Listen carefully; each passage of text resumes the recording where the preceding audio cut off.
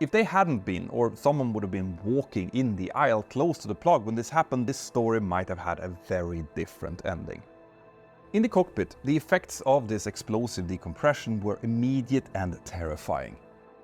The aircraft had been climbing through 14,830 feet when the plug disappeared, and the first indication of this was that the locked cockpit door suddenly just flung open as the air in the cockpit started rushing back towards the hall.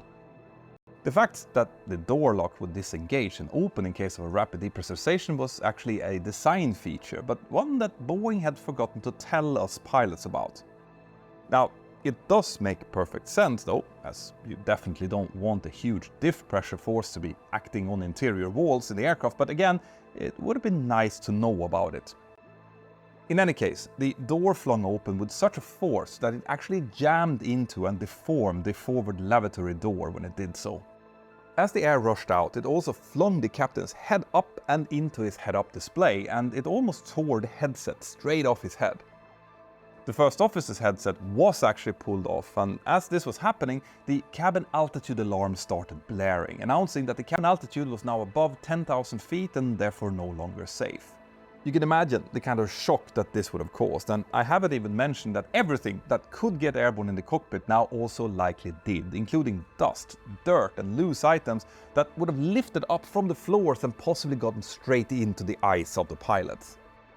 Their ears would have immediately popped as the cabin altitude now rose from about 3,000 feet to 15,000 feet within a few seconds, and all of this would have been severely disoriented for anyone who wasn't trained for a thing like this.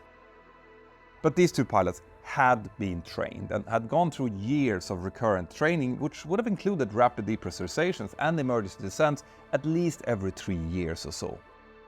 As part of that training, they were taught that the very first thing that you need to do when they hear that cabin altitude warning is to don the oxygen masks.